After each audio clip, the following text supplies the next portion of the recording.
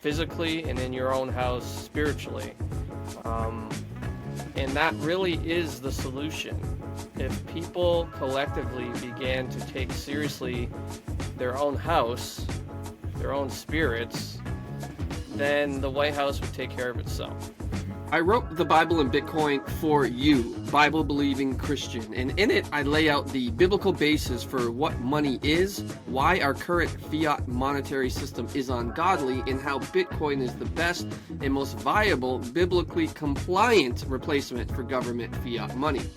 There's even a small group study guide in the back with additional resources to study with your church small group. Get it on Amazon or pay with Bitcoin at thebibleandbitcoin.com for a discount. Welcome to another episode of the Bible and Bitcoin podcast. And on today's episode, well, as I always say, I'm Alin Armstrong, aka Pastor Coin, blah, blah, blah. On today's episode, I'm excited. I'm in a rush because I'm excited to discuss the election. This is called the Election Special with none other than the infamous Normies and Shambles. How are you today, sir? Doing well, Alan. Happy Friday. Hope it's been a shamtastic day. It most certainly has been shamtastic. Lots of good stuff going on today. Of course, today's Friday, but you'll be listening to this on Monday. Today we had a pump in Bitcoin price. And people are talking about MicroStrategy, and MicroStrategy hit a new all-time high, and there's controversy there. But we're talking about the election today and Bitcoin. In your opinion, sir, does it matter who wins? Some people say if Trump doesn't win, the bull market's canceled. If Trump does win, we're going to have a bull market like no one has ever seen. What do you think? Are we going up regardless, or are we going higher if Trump wins? I think it's a combination of the middle and super bull run. I think regardless, we're going to have a nice little uptick in the market. But if Trump is elected and the approval of the strategic Bitcoin reserve also gets approved, we'll be in good shape, mostly because of the dwindling supply that's on exchanges. Sure, that'll naturally happen over the course of the remaining years of this cycle, but that sort of push towards the strategic reserve will kind of organically, drive that, a bit more aggressively, and we might see a cycle top that's double what it could have otherwise been if Shamala wins. Do you think that's going to really happen? I know people are really skeptical when it comes to the strategic Bitcoin reserve, especially since this week rumors are circulating that the U.S. government is going to sell the remaining, I forget how many, 60-something thousand Bitcoins they have from Silk Road. So what do you think's happening there? Are the Democrats trying to unload Bitcoin before Trump gets in to kind of throw a wrench in the plan? Or is this just sort of the government being the government? Because to me, it seems like one of the dumbest things the United States of America could possibly do. I mean, think about it. This is a country that has the world reserve currency already, who can print and create as many units of this currency that they want. Why would they sell Bitcoin, which they can't create any more of? For money, they can, at the snap of a finger, create as much as they want of. Yeah, I think it actually just goes to show the byproduct of the partisan politics that we have to deal with here. The parties have grown so distant that their platform is literally do the opposite of the other person. Trump comes out as pro Bitcoin, and then Kamala has like a lukewarm acceptance of it. But it's clear where her sort of mind is at, and it's more on the quote unquote blockchain technology, and things like the CBDC seem to be front and center for her, and she kind of certainly wants to throw a wrench in that, and I think Joe Biden's current administration is kind of, you know, they're kind of just going with that narrative, and it's it's also another dangerous point to bring up that the people kind of calling the shots aren't really the leaders themselves. It's folks like Hakeem Jeffries and Nancy Pelosi and Chuck Schumer. You know, they're kind of pulling the strings behind the scenes there, and you know, kind of really steering the ship. And we just have puppets on the left, whereas on the right there's, you know, a true leadership, you know, team, and a true leader. So certainly they're definitely doing the the complete opposite. And you know, I think the polls are kind of showing the problematic side of that choice. And you know, and that choice was to sort of continue to be the complete opposite, and kind of drive off of that division that the two-party, quote unquote, two-party system has been driving. Yeah, Trump has some interesting people on his team, if you will. One of the most interesting, in my opinion, has been Robert Kennedy Jr. Here's a guy who said in interviews that he would never team up with Trump. Apparently, Trump tried to get him on as his VP, but that was earlier on in the game. And RFK said his wife would divorce him if he ever teamed up with Trump.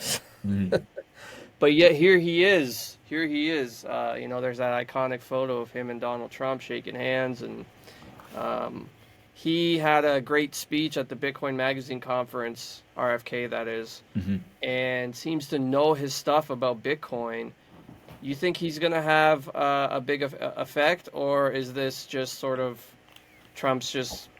Because here's the thing, at the Bitcoin Magazine conference, Trump's speech was not that impressive for me. It was like, it's like he was just reading off a teleprompter, it seemed, saying some of the right things. It doesn't seem like he really cares. He promised to free Ross as well, which is funny to me because here's the U.S. Supreme Court saying the U.S. can sell their Silk Road Bitcoin. But in a matter of a few months, Ross, the Silk Road mastermind, may very well be free. So I think it would be a great irony if somehow Ross was able to buy those Bitcoins back. I think that would just be hilarious. But back to the discussion, what do you think about RFK Jr.? Is he going to have an impact, or is this thing already just set in stone? I think he would be a key component. I know that there's people that I know that have been sort of asked to provide guidance on Bitcoin policy should Trump be elected in a couple weeks here. So I think it's going to be a nice sort of culmination of experts in the space that can kind of help guide the president or future president, former and future, hopefully, into you know, legislation that's beneficial for the country and the people as, you know, a whole here. And yeah, the two speeches they were certainly like a night and day experience. RFK showed clear understanding of the protocol after, you know, definitely doing his research. Trump was, you know, kind of going on with the slogans and, you know, making Bitcoin in America, and you know, and then ironically, you know, soon after the conference creates a DeFi token. So it's yeah, I think Trump is certainly using it for votes, but he will legislate and you know, execute legislation that is pro Bitcoin, whereas I sense Kamala Harris going more towards the CBDC and digital control route. Yeah, in my view, Trump is like he's only going to have a max of 4 years here, Mhm. and he's done. So if he wins, he's got 4 years. That's it. He can't get reelected. It's over. Somebody else has to step in his shoes. So if he can just simply lay a good foundation Hmm. for Bitcoin adoption in America, maybe make legislation a little more favorable towards the Bitcoin industry. People will say crypto. It's going to be crypto, right? Yeah. That's what it's going to be. He's going to make regulations for crypto, and we all know crypto's a scam, but they lump it all into one.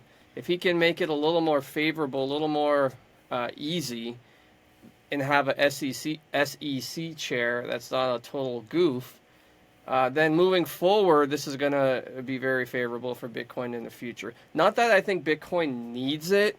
I mean, there's people out here saying if Trump doesn't win, it's over, Bitcoin's done. Like, this is silliness. Bitcoin was created for adversarial environments. So if we enter into an environment that's not so adversarial, that's just a bonus as far as I'm concerned. Yeah. What do you think the likelihood is that we actually see a strategic Bitcoin reserve? Because it's looking like, well, let me ask you this question actually before we get to that. Let me ask you what you think the left's chief disagreement will be if Donald Trump does a strategic Bitcoin reserve, because here he's going to be using US dollars to buy Bitcoin. I can see people getting really upset with that, especially a guy like Peter Schiff, who, if the United States government starts stacking sats for a reserve, he's going to not be happy about that. So what do you think the left's chief argument will be against the U.S. government doing something like this? So I actually kind of think so Peter Schiff would be a bit more understanding, considering he's got his own little inscriptions now, his gold inscriptions. But the left as a whole, though, I think they'll use that as a way to try to get increased funding for social programs or some sort of climate incentive, some sort, kind of like.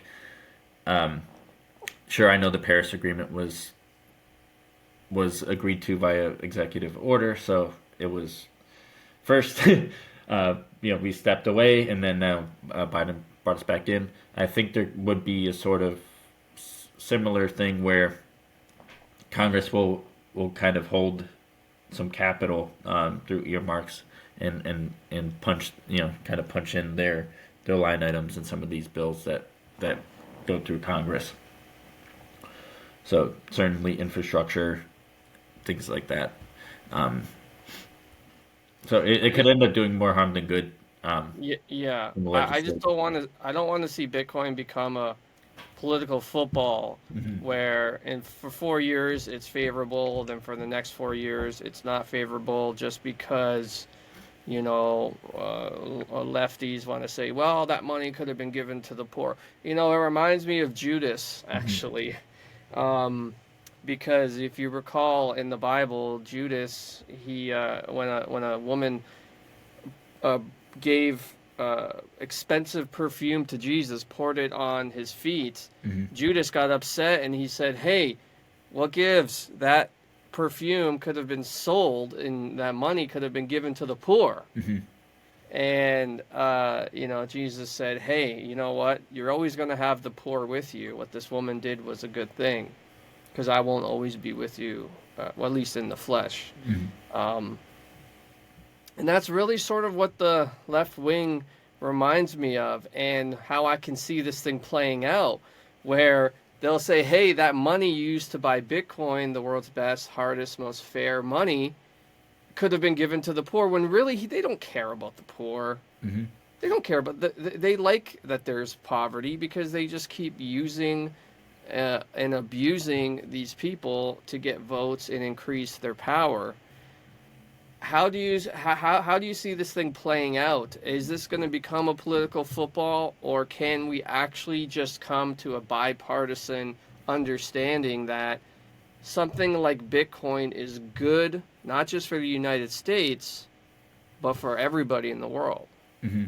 So I think it does become a sort of political football, perhaps not to the extent of um, the reserves that we have for things like petroleum, where, you know, for example, Biden basically wiped out our entire strategic reserve to keep gas prices, quote unquote, down, even though we're still paying $3 and $4 a gallon here.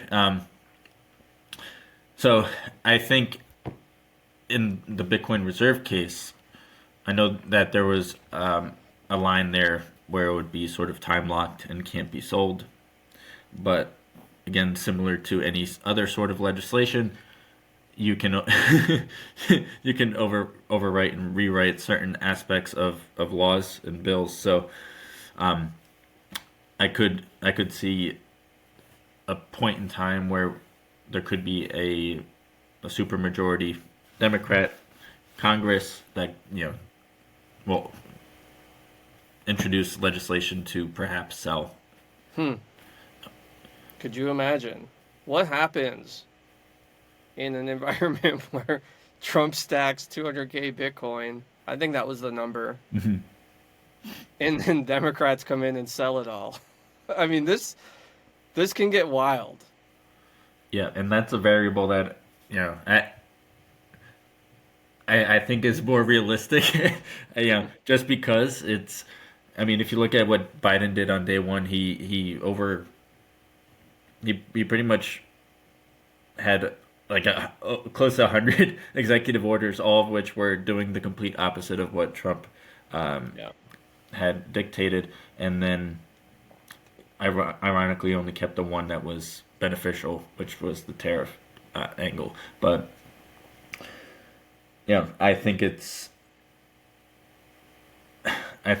policy as a whole is just, it's trending towards that, where it's one team comes in, does their thing, tries to clean it up, and then the other, well, as they tries to clean it up in the way that they believe is the best way, right? And then the other party will come in, do that same thing on their side. So it's just a game of tug of war where the people left holding the bag are the citizens, and that's a global, you know, issue. It's not just an American issue. That's true. Well, here's the thing. Like, Trump is the most, um, what's the word? He's one of the most controversial presidents, politicians in a long time, for better or for worse. Maybe much of it is fabricated. Maybe much of it is true. I don't know. I'm not here Mhm. to defend anybody really, but the reality is he's been so demonized that it's like you either love him or hate him, it seems. And so if he wins, which I think he will, and he's done after 4 years, do you think perhaps the political landscape can mellow out a bit? Or do you think Democrats and Republicans will just find somebody else to hate as much as Trump? Yeah, I think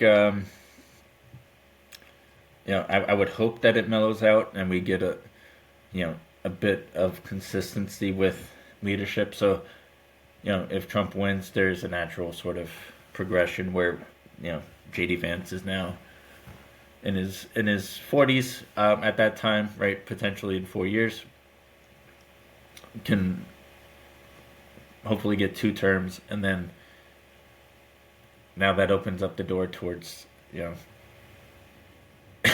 the prospects of some Bitcoiners being potential Michael candidates. Saylor? Is Michael Saylor going to be president, you think, one day? I mean, it wouldn't surprise me, especially if we have that consistency and that the strategic reserve, and he knows, you know, he knows how to stack, and he knows how to leverage debt to to create value.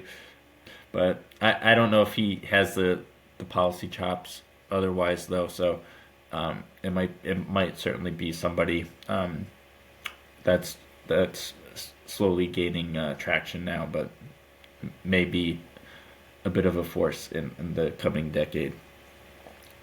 And there are some people that come to mind, but I don't want to name names quite yet. I think there's some good potential on the horizon here, but I mean, it's so you can't. It's so hard to call. It's impossible to know. Mhm. My take is I think Trump will win. He'll finish 4 years out, and we'll have a more balanced, less divisive rhetoric going Mhm. on in American politics. However, who knows? Honestly, who knows? It could get even crazier the way things are going. It's just hard to see how somebody can be demonized more than Donald Trump, but Mhm. you never know. Things can get really crazy really quick, especially with the power dynamics and how the fiat money system is just seems to be, oh man, not. I mean, with the latest rate cuts and everything Mhm. going on, it just seems like the Federal Reserve and the whole dollar is walking on thin ice. How much longer? I mean, this isn't really election related, but I Mhm. want to get your take. How much longer do you think they can kick this can down the road? Because it seems like every day someone's calling for a big depression, a big recession, and it just never really comes because they're able to just paper over it. Does Mhm. this ever end? Um, it it it might. It's trending towards kind of what what we discussed in the first episode here. It's trending towards that, that sort of mm, I wouldn't say. I still think it's still trending towards that hyperinflationary scenario, where the spending is starting to get out of control now. Yeah, and then the people left literally holding the bag are the American citizens in our case, where they're they're they're they're allocating FEMA capital incorrectly, right? They're using that money to fund migrants, and using that money to fund other issues across the globe, including funding Ukraine's side of their conflict. So I think that spending is going to keep being a thorn on our side, and it's only going to get worse. And I personally, it, it's hard to describe it. Lowering rates was not a good idea in this sort of moment here. Um, it was also not a good idea to raise them, right? So we were in this weird spot. We're putting lipstick on a pig with our market. We're making it look a little bit better than it actually is. And what's going to happen is, if and when the market does collapse in an '08 style crash, it's going to be more devastating, because wages aren't keeping up with inflation, even though they're saying it's at 2.4%. Again, that's at levels that with goods that they're sort of cooking the books with. So overall, I think it's going to end pretty dramatically, and they're just going to keep putting the band-aids on, but eventually they're going to run out of band-aids. Donald Trump said he kind of teased that, hey, maybe we can pay off the national debt with Bitcoin. I don't know if he's actually thought deeply about that, or Hmm. if it just popped into his mind in the moment. But a lot of people have talked about that. If the United States can stack enough sats. RFK put forward a proposition if he became president that he would, over I think 100 years, I think it was, back the U.S. debt with commodities and assets, and one of those was Bitcoin. The idea was, I think, 1% a year, accumulate 1% a year of assets to back the debt, and in 100 years, basically the U.S. dollar would be 100% backed. Is that viable, do you think? Is there actually a way out where the U.S. doesn't completely implode and they can slowly but surely, balance this absolutely disastrous debt load? Yeah, I think having commodities backed dollars is probably the most important thing that we can do. Having the sound money in some way, shape, or form is the way to go. Or else, as we mentioned earlier in the last episode, that moral decay and the collapse of society as we know it is only going to be exacerbated, right? So it's only going to get worse the longer that we go away from having a sound money and a sound backing. Let's talk about the election a little bit. Practically speaking here, where do you see it going? Who wins? I've been following it very closely, watching video after video of polls from different states. I'll give you my take after, but where do you see this thing going? Does Trump win big? How many electoral votes do you think he will get, if you think he'll win? And on election night, who takes the presidency this time? Yeah. So I hope I'm wrong, but I'm sort of bracing for a similar situation that we had in 2020. I'm expecting Trump to win. I would love for him to win, but even just with the hurricane stuff, the recent hurricanes in North Carolina, for example. They're already changing the election laws. So, for example, people in North Carolina were able to sort of drop their ballots off anywhere. And there's teams of, they call them election, help, or election vote gatherers or whatever. But long story short, the state of North Carolina has people dedicated to harvesting ballots, and it doesn't matter which county you're from, right? So if you're from where Raleigh is, you might be able to drop off your ballot somewhere in the Outer Banks, and your vote would still get registered somewhere. So you might see things like 300 to 400% voter turnout, and North Carolina can flip blue, which it would in this case be similar to Georgia in the last cycle, and that's just one use of I would sort of brace for anything for Florida as well, but that certainly is the case in North Carolina, and you have you have things like in California. Gavin Newsom just reinstated the mask mandate until March.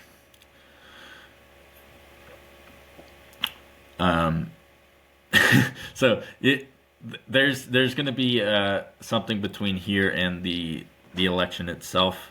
I don't know what it is. It could be another mass natural disaster or a flare up in a pandemic type, COVID.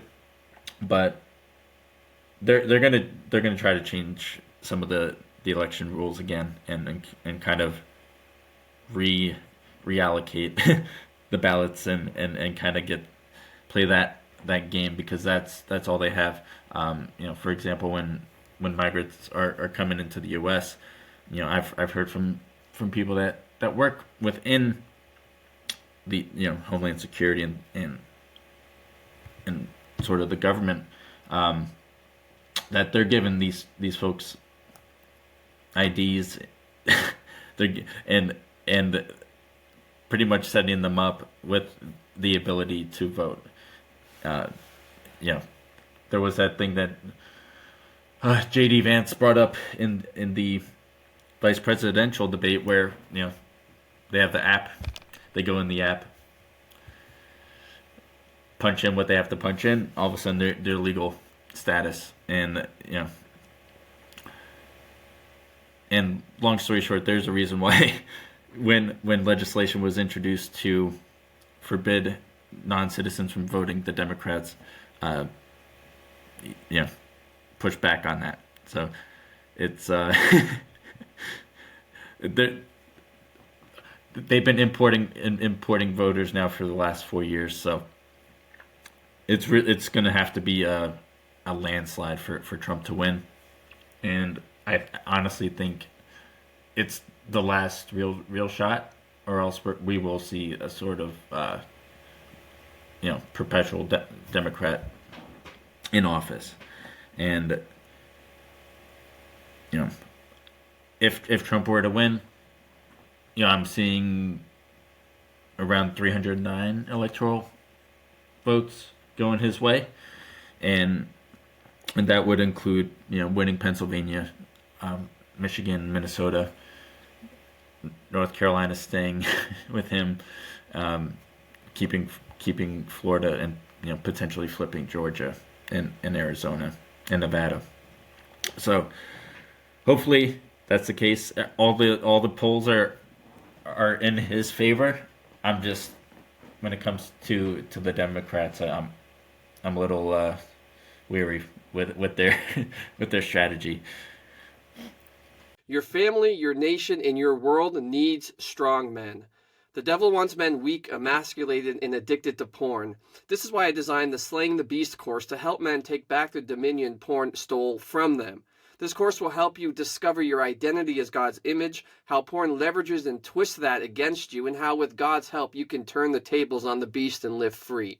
There's also access to a Discord server where you can have fellowship with others in the fight. You do not have to wait any longer to conquer this beast once and for all. Go to lifegiverchurch.net to get started today. I don't blame you. 2020 was certainly very sketchy. Was a different time with COVID, so I suppose it was much easier back then to convince people that it was dangerous to go vote and you needed mail-in ballots, and it was a lot easier to cheat back then, I think. So I think this time around Trump's going to win pretty easily. I think he's going to get over 300 electoral votes. He'll win Wisconsin, Michigan, Pennsylvania, North Carolina, Arizona. Don't know about Nevada, but that doesn't matter. They don't have many electoral votes anyway, so he can lose that. It's not really even a big deal. I think he takes it with over 300. A similar electoral map to 2016, I think, will play out. And he'll be the first president to ever only beat female opponents, which I think is the biggest irony in all of this, because right, they've been saying Trump this whole time he's been in politics, it hates women, he's misogynistic, he's a woman hater. And for him to go down as the only president to only beat female opponents would just be the irony of ironies. So I think that's what's going to happen. I also don't think Joe Biden likes Kamala Harris very much right now either. I think he's trying to sabotage her as well. So that's my take. Yeah. We'll see in a couple of weeks what actually happens. But I think Trump wins quite easily here. Just the Democrats seem way too desperate right now. They're doing weird stuff, like trotting Tim Walz onto Fox News, and Kamala Harris is doing interviews again, and all of a sudden she seems like interested in talking to the press. It's just like, it just reeks of desperation. I think they know that their time is up and it's game over. Yeah. So that's my prediction. I think we see 100K Bitcoin by the new year, and next year, sky's the limit. I don't know. My Mhm. top I think is 250. What do you think? Yeah, so I think cycle top or end of year top next year probably around there to 290 to 300 ish range. Um, One thing I forgot to bring up, Kamala was on Univision, sporting a new accent, so you'll have to check out Oh my, that what clip. was it now? What was it now? So she was speaking with a Spanish accent. Oh my. Was she handing out tacos to people as well? Very close. She also had so it was a town hall and she had a teleprompter. So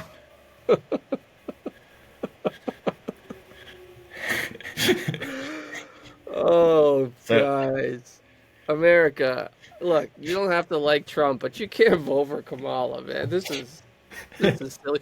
Well, what's she gonna do when Putin, launches another strike or some other enemy of the America is attacking? She gonna get on a teleprompter? Come on, guys. She's you know gonna what go into a peace meeting with a teleprompter? Like, yeah, and she'll say, you know, I don't ask you what party you're from. I ask you how you're doing. well, I did grow up in a middle class family, Yeah. and I know what it's like to have to cut your grass yourself Yep. and not have servants to fold your laundry. So I'm just like you guys, you Hmm. know? But yeah, and she's and to kind of bring this into a more I wouldn't say I'd say it's more spiritual angle. She, her ties to um, and her good friend at the time, Diddy, and Oh no.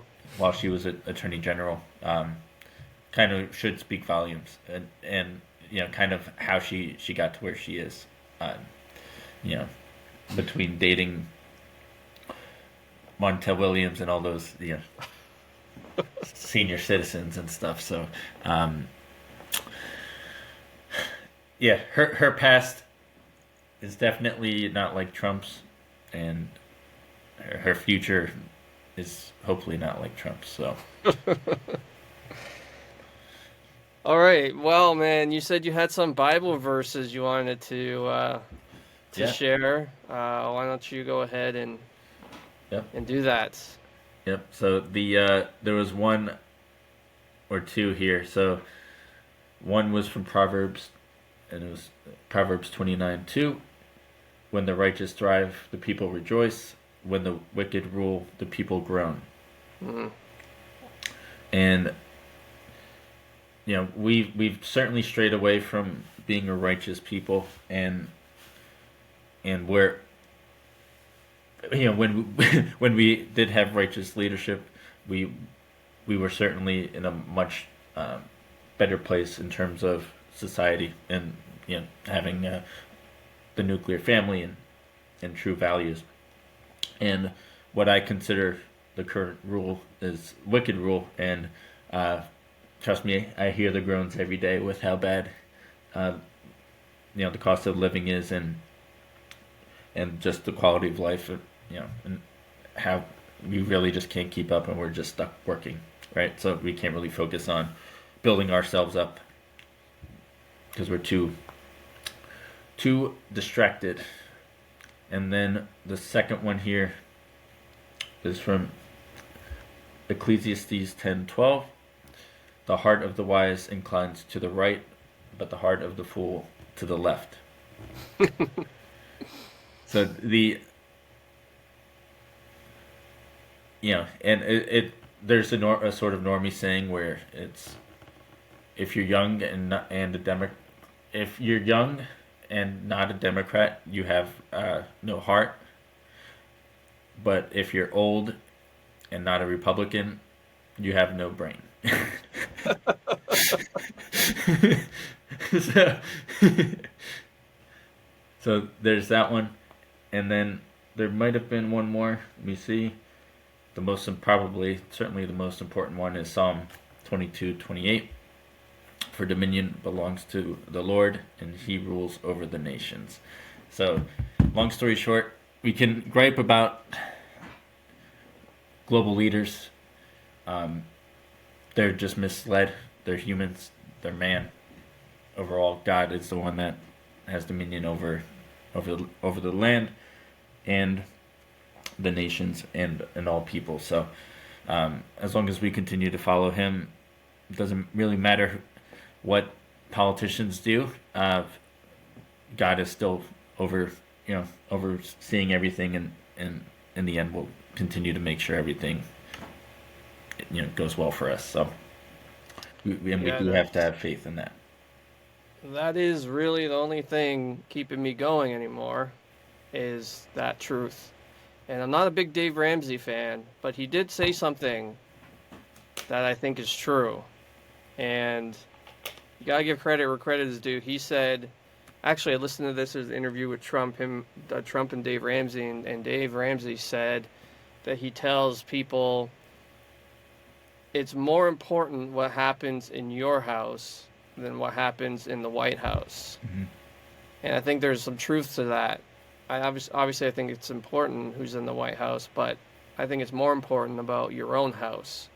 What's happening in your own house, physically, and in your own house spiritually. And that really is the solution. Mm-hmm. If people collectively began to take seriously their own house, their own spirits, then the White House would take care of itself. Mm-hmm. So, regardless of what happens on November 5th, I think the focus needs to be more locally, and people need to look internally and stop. I think it's a symptom of fiat that people are projecting onto whoever the president is or is not. Mm-hmm. Blaming, hey, if it weren't for the Democrats, hey, if it weren't for the Republicans, if Trump wasn't so mean, or if Kamala wasn't so dumb, or if Biden was not so senile. I mean, I don't want to downplay those things, because those things do have an effect. But I think ultimately those are all a result of a people who don't want God's rule, mm-hmm. right? You said it yourself in that scripture that when the righteous rule, the people rejoice. And we need to get back to that. We need to get back to God, back to our own homes, and doing the next right thing. Mm-hmm. So, do you have anything else you'd like to add to that?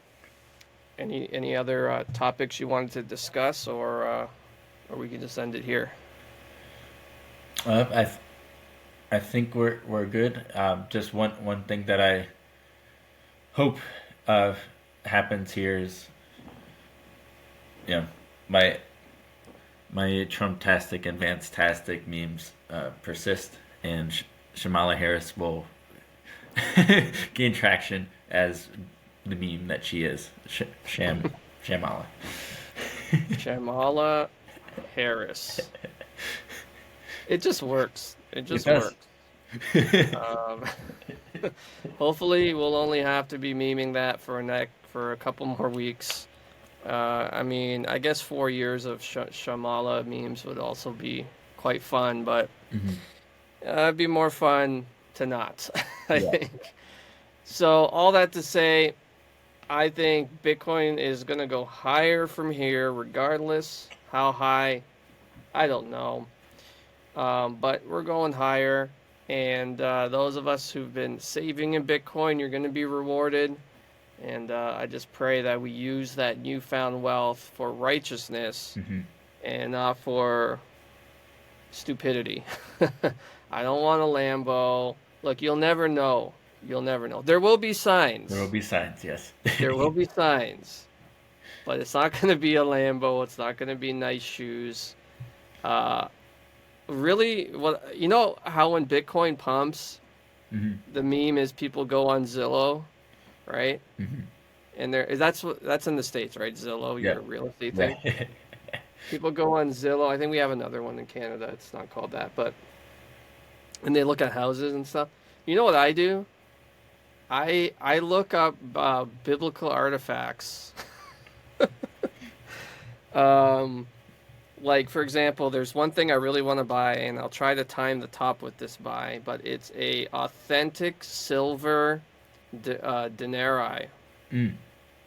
that was around in the first century in the time of Christ. So you know the story in Matthew 22 where he says, "Render to Caesar the things that are Caesar's, and to God the things that are God's." Mm-hmm. That coin, that silver coin that he asked for, that he asked the people, the Pharisees, whose image and likeness is on this coin. That coin, Mm-hmm. I want that coin.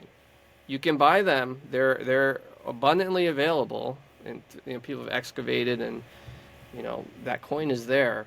But it's about $1,000 Mm-hmm. to buy one. So I think that's my Zillow purchase. That's my bull Okay. market purchase. Is an authentic first century denarii, so I can go around and tell that story with that coin in my hand. Mm-hmm. I already bought a sulfur ball from Sodom this week. That was only $30 though. I didn't sell Bitcoin to buy that, obviously. But that's my thing. I guess. What's your thing? We'll finish after this. What's your thing? What's your bull market sort of guilty pleasure that you want to buy? Yes, I like collecting sports memorabilia. That's that's what, between hockey stuff and some football stuff. But yeah, like for example, I have a Connor Bedard puck coming my way. Nice. Didn't sell Bitcoin for it though. I have lots of Montreal Canadiens memorabilia, but that's the only sports stuff I have. Lots of jerseys. I collect the Habs jerseys. Yeah, and then outside of that, it's just really experiences. So, I'll be going to Chicago's home opener next week. Going to the Rangers home opener. That's the hockey game. Yeah. So their first home game of the season, and flying out there, staying out there. So it'll be a nice experience. Get to usually I meet new people when I'm traveling solo like that. So I always kind of use that as a means to learn from other people and to teach other people where and when I can. So it's like a nice old double whammy there in a good way. Nice, nice. So let's see. We got Trump winning in a couple weeks. We got Bitcoin pumping. We got a silver denarii coming my way. And we got some sports memorabilia coming your way. So there will be signs. There will be signs. And now you know what those signs are. So, once again, everyone, thank you for joining this special edition election special episode. I hope it was a blessing to you. Let us know, what do you think will happen? Does it matter who wins? Who will win this election? Where's Bitcoin going? And what is your bull market guilty pleasure? Keep it PG. I don't want to hear whatever's going on up in your brain. I don't want to hear that perverted stuff. If that's where you're thinking, don't bring it here. We want good, wholesome family bull market purchases. All right, guys, get your head out of the gutter. Until next time, thanks for watching, and grace and peace.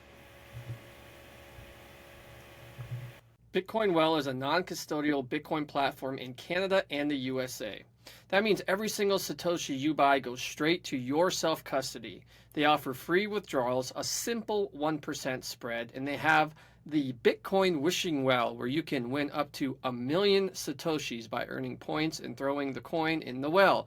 In fact, you get 5 coin tosses to the Bitcoin Wishing Well when you sign up at bitcoinwell.com/pastorcoin.